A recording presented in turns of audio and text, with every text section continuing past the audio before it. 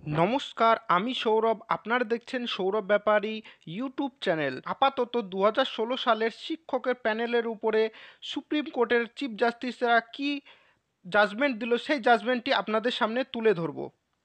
দেখুন, supreme court order আপাতত কারো চাকরি যাচ্ছে না এবং টাকা ফেরত এর ওপরে স্থগিতাদেশ দিল সুপ্রিম কোর্ট।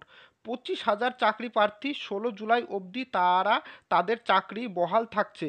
সুপ্রিম কোর্টের নির্দেশ অনুসারে 16 জুলাইতে আবার নেক্সট হিয়ারিং হবে।